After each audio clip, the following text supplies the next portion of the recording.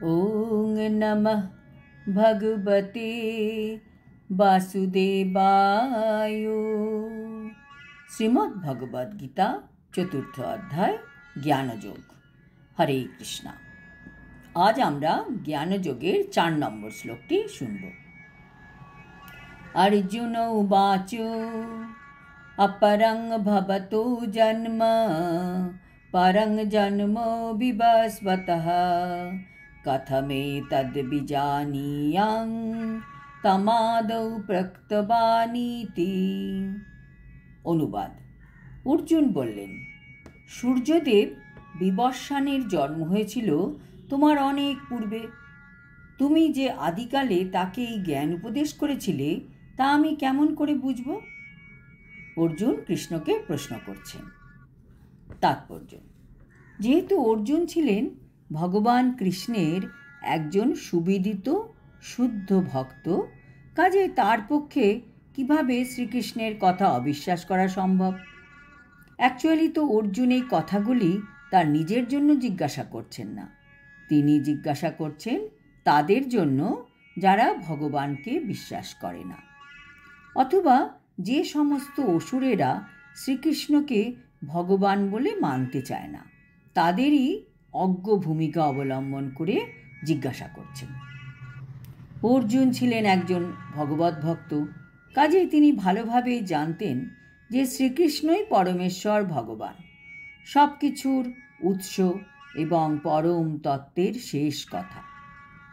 সাধারণ মানুষের পক্ষে এটি বুঝতে পারা খুবই কঠিন যে দেবকীর পুত্ররূপে শ্রীকৃষ্ণ এই ধরাধামে এসে কিভাবে আদিপুরুষ ভগবান হতে পারেন।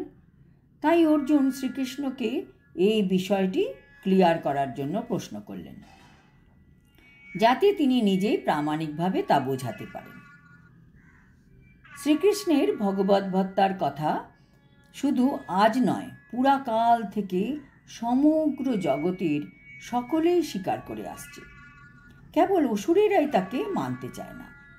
সে যাই হোক, শ্রীকৃষ্ণ যেহেতু সর্বজন গ্রাহ্য প্রামাণ্য উৎস, তাই অর্জুন এই প্রশ্নটি তার কাছেই উত্থাপন করেছিলেন, যাতে তিনি তার সম্বন্ধে অসুরদের এবং কেবল তাদের অনুগামীদের বিকৃত ব্যাখ্যাকে তারা বর্জন করতে পারে।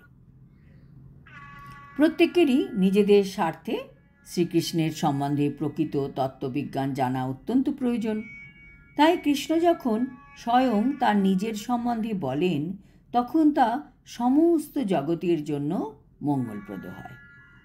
ভগবান শ্রীকৃষ্ণের দ্বারা বর্ণিত এই তত্ত্বজ্ঞান অসুরদের কাছে উদ্ভট বলে মনে হতে পারে, কারণ তারা তাদের মতো করে শ্রীকৃষ্ণকে বিচার করতে চায়। কিন্তু ভক্ত যারা, তারা ভগবানের এই বাণীকে সর্বান্তকরণে স্বীকার করে নিজেদের কৃতার্থ মনে করে। ভক্তরা চিরদিনই শ্রীকৃষ্ণের এই পরম তত্ত্বের উপাসনা করেন, কারণ তারা সবসময়ই ভগবানের সম্বন্ধে আরও জানতে চায়। অর্জুনের মতন একজন ভগবত ভক্ত অবশ্যই শ্রীকৃষ্ণের দিব্য স্তর সম্বন্ধে কোনো সংশয় পোষণ করেন না। এই আসরিক স্বভাবের মানুষেরা শ্রীকৃষ্ণকে মনে করে একজন সাধারণ মানুষ, তাই তাদের এই অবিশ্বাস খণ্ডন করার জন্যই অর্জুনের মতন শুদ্ধ ভক্ত ভগবানের কাছে এই প্রশ্ন উত্থাপন করেছেন। আজ এই পর্যন্ত। আগামী শ্লোকে আমরা শুনব অর্জুনের প্রশ্নের কি উত্তর দিলেন ভগবান শ্রীকৃষ্ণ। হরি ওম তৎসৎ। হরে কৃষ্ণ।